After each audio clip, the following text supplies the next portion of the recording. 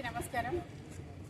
ఈరోజు మానవ హక్కుల కమిషన్ని కలవడం కోసం నలుమూల నుంచి తెలంగాణ నలుమూల నుంచి social welfare schools, residential college నుండి ఫ్యాకల్టీస్, లెక్చరర్స్, వీళ్ళందరూ స్టూడెంట్స్, హెచ్ఎస్లు, వాచ్మెన్ కాడ నుంచి అక్కడ ఉన్న మొత్తం ఎంతమంది అయితే సోషల్ వెల్ఫేర్ గురుకుల సివిలో పనిచేస్తున్న గురుకుల పాఠశాలలో, గురుకుల కాలేజీలలో పనిచేసే సిబ్బందిని 4 వర్షిణి గారు, చీఫ్ సెక్రటరీ గారు నిర్దాక్షిణ్యంగా ఎలాంటి ముందస్తు సమాచారం ఇవ్వకుండా వీళ్ళని వీధుల నుంచి తొలగించినందుకు దీన్ని మేము మానవ హక్కుల కమిషన్కి దృష్టికి తీసుకెళ్లాలనుకున్నాము.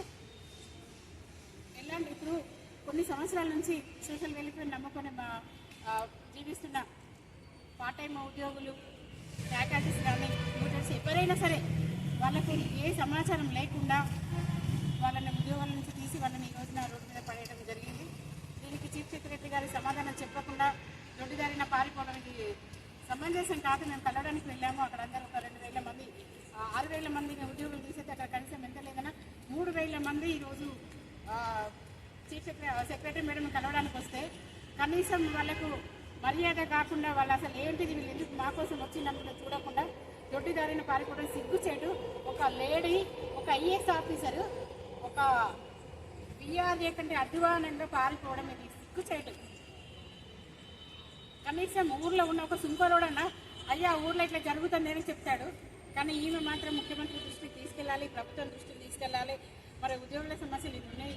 మరి అక్కడ విద్యార్థులు ఎన్నో వేల మంది విద్యార్థులు ఉన్నారు. పిల్లల తల్లిదండ్రుల తరపు నుంచి నేను మాట్లాడుతున్నాను. మరి పిల్లల భవిష్యత్తు ఏంటి?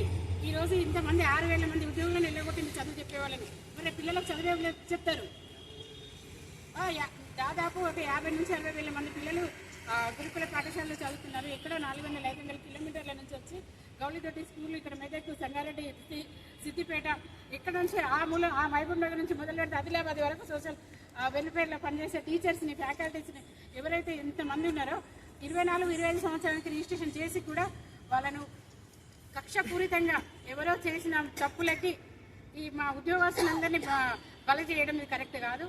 అయ్యా గౌరవ ముఖ్యమంత్రి గారు, మరి మీరు చీఫ్ సెక్రటరీ గారు మీకు చెప్పారో చెప్పలేదో మీరు ఏమైనా ఆర్డర్స్ ఇచ్చి ఉంటే దయచేసి మీరు వెనక్కి తీసుకొని వీళ్ళందరికీ న్యాయం చేయాలని నేను కోరుకుంటున్నాను. శాలరీ 3 నెలల నుంచి శాలరీస్ ఇవ్వలేదు. శాలరీస్ కోసం 2 రోజులు మాత్రమే వీళ్ళు స్ట్రైక్ చేసినందుకు 6,000 మందిని బలి చేశారు. అక్కడ హెల్త్ సూపర్వైజర్ లేకపోతే పిల్లలకు జ్వరాలు వస్తే, మరి పిల్లలకి ఏదైనా జరిగితే ప్రభుత్వం మరి ఇప్పుడు ఇది బాధ్యత వహిస్తుందా? తర్వాత అయిపోయిన తర్వాత మేము 5 లక్షలు ఇస్తాం, 1 లక్ష రూపాయలు ఇస్తాం, గవర్నమెంట్ జాబ్ ఇస్తాం కాదు, ఉన్న జాబులు ఎవరైతే కూడా వీకుండా అది మాత్రం ఇప్పుడు ఇవ్వాలి. దీనికోసం మేము హైకోర్టును రేపు గురువారం హైకోర్టులో రిట్ పిటిషన్ ఇస్తున్న ఉద్యోగులు 6,000 మంది తరపు నుంచి నేనే వెళ్తున్నాను. వీళ్ళందరినీ కూడా తీసుకెళ్ళి హైకోర్టు జడ్జి గారి ముందర కూర్చున్నాను. లేబర్ కమిషన్, జాతీయ మానవ హక్కుల కమిషన్ వీళ్ళందరి దగ్గరికి 6,000 మంది కాదు, ఇట్లాంటి బాధితులు చాలా మంది ఉన్నారు. రేపు ఎవరికైనా ఎక్కడైనా ఏదైనా జరిగితే మాత్రం పూర్తిగా ప్రభుత్వ బాధ్యత అవుతుంది. అమ్మ సెక్రటరీ అమ్మ దొంగతనంగా పారిపోడు కాదు, 6,000 మందికి నీ సమాధానం కావాలి. 6,000 కుటుంబాలకు నువ్వు బాధ్యురాలు అవుతున్నావు. బాధితుల తరపు నుంచి నేను నిలబడుతున్నాను. అమ్మ సెక్రటరీ గారు, మీరు ఇచ్చిన ఏదైతే ఆర్డర్స్ ఉందో అది మర్యాదగా మీరు వెనక్కి తీసుకోవాలి. మర్యాదపూర్వకంగా మీకు మళ్ళీ వచ్చి మేము పాలాభిషేకం చేస్తాం. కానీ ఒక్కొక్క కుటుంబంలో ఇప్పుడు రోడ్డు పడ్డారు, వాళ్ళ భవిష్యత్తు వాళ్ళకి అర్థం కాని పరిస్థితి ఉంది. కొట్లాడి తెచ్చుకున్న తెలంగాణ బంగారు తెలంగాణ అనుకుంటే మట్టిలో కలిసిపోయింది. మళ్ళీ భవిష్యత్తు తెలంగాణ అనుకుంటే భవిష్యత్తు లేకుండా చేస్తున్నారు. సెక్రటరీ అమ్మ, ఇప్పటికి మీరు ఇచ్చిన ఆర్డర్స్ క్యాన్సిల్ చేసుకోవాలని నేను సవినయంగా అనుకుంటున్నాను. గౌరవ ముఖ్యమంత్రి గారు, ఉప ముఖ్యమంత్రి గారు, అయ్యా ఉద్యోగుల కోస చూడండి. ఈ రోజు పొద్దున నుంచి సాయంత్రం వరకు కూడా వాళ్ళు ఇప్పుడు మానవ హక్కుల కమిషన్ కాడ ఉన్నారు. దీన్ని మీరు అర్థం చేసుకుని వీళ్ళకి న్యాయం చేయాలని మేము కోరుతున్నాం.